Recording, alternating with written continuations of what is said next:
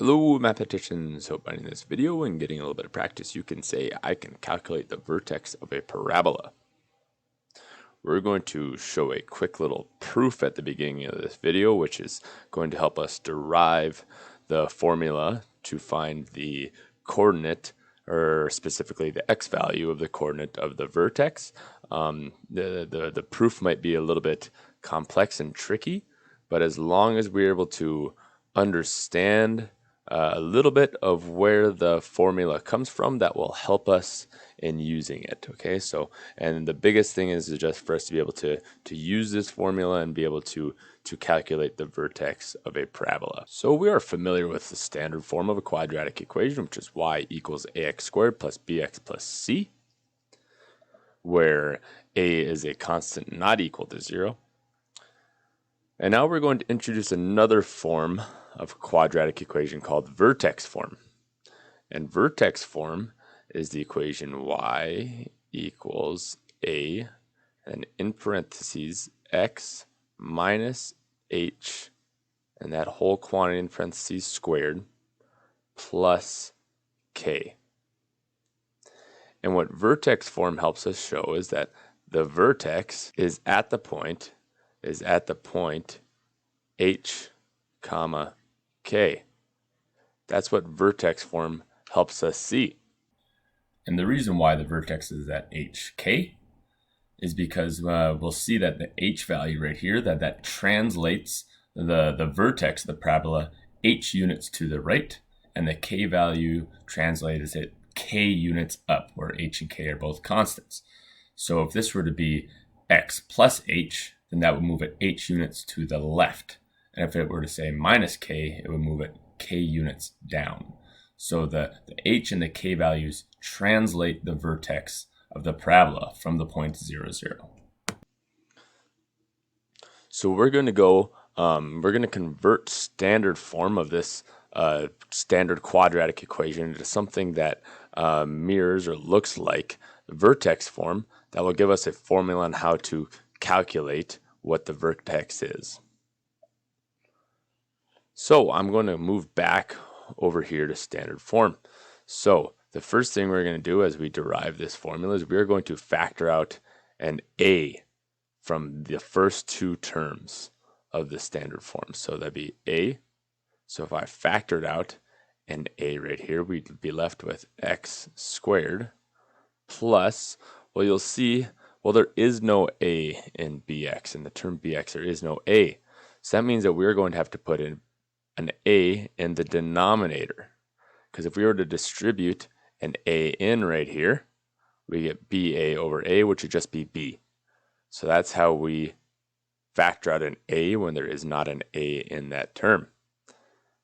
So we get y equals a, and then in parentheses x squared plus b over ax, and then we also have to include our plus c on the outside of the parentheses right here. And now on the inside of this parentheses right here, we're going to complete the square. So we would get y equals a times x squared plus b over ax. And as we complete the square, remember that we have to have the b over 2 in order to complete the square. We need to find out what b over 2 is. And our b is just b over a. So just kind of off to the side. So our b is b over a, so half of that would be b over 2a. So if we were to square that now in order to complete the square, so if we were to square that whole term right there, we get b squared over 4a squared. So now we need to add this at the end of this parentheses right here. So plus b squared over 4a squared. And we'd also have the plus c. And because we added this b squared over 4a squared on the inside of the parentheses, we also need to subtract that on the outside of the parentheses. And this, we truly did not add b squared over 4a squared to this side of the equation because there's an a on the outside. So if I were to distribute this a in right here, this to the power 2, that would cancel out because it would be at b squared a over 4a squared, so go 2 minus 1. So truly what we added is b squared over 4a, just to the power of 1. So we need to subtract minus b squared over 4a. And now we're kind of right where we started. We haven't changed the value of this equation here. So now we've got a perfect square trinomial on the inside of the parentheses right here. So that would give us y equals a times x plus, well, our b over 2 is b over 2a. So plus b over 2a, and that whole quantity squared. So far everything in these parentheses to the power of 2 is everything in the parentheses right here. If we were to FOIL this out, we'd get this right here. So plus c minus b squared over 4a.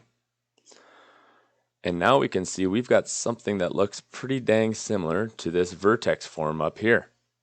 This is more or less written in vertex form now. We've converted it from standard form to vertex form. So remember in vertex form that we had a vertex at h comma k.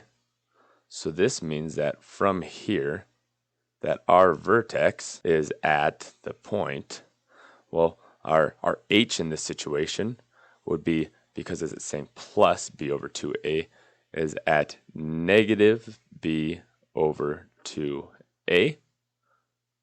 All right, that is what our h is negative b over 2a. And our k is at c minus b squared over 4a. And while we do have a formula, if we wanted to, we could just plug our values of any quadratic equation written in standard form into these points right here, and then we could find out exactly what our vertex is. More commonly, we just remember this negative b over 2a. So the x-coordinate of the vertex is that negative b over 2a, and that is the most important thing to remember from this. If deriving this formula didn't make a whole lot of sense to you, that is okay. As long as we can remember this is the formula that we need to use in order to calculate the x-coordinate of the vertex. So let's go ahead and let's just look at an example here of exactly what we need to do with this. So I'm given the quadratic equation of y equals 2x squared minus 4x plus 14. And I'm going to try to calculate the vertex. So I know the x-coordinate of the vertex is at negative b over 2a. So that means that I can go right here and find my x-coordinate. My x-coordinate equal to, so negative, and my b is negative 4 over 2a. And my a is equal to 2. So all that I've done so far is I've substituted negative 4 in for b and 2 in for a right there. And now I just need to evaluate this right here. So I have two negatives, so that those cancel each other out. So we get 4 over, well, 2 times 2, that is 4. So that is equal to 1. So my x-coordinate is 1. So now what I can do with this is I can substitute this x value of 1 back into the original equation that we're given. And I can use that to find my y value, my y-coordinate. So then I can go right here, and I can go y equals 2 times 1 squared, my x value is 1, minus 4 times 1 plus 14. So that would give me y equals 2 times 1 squared, such as 2 times 1, 2, minus 4 times 1 is just 4, plus 14. And that would be equal to 2 minus 4, that's negative 2, plus 14. And negative 2 plus 14, that would be equal to positive 12. So that means that my vertex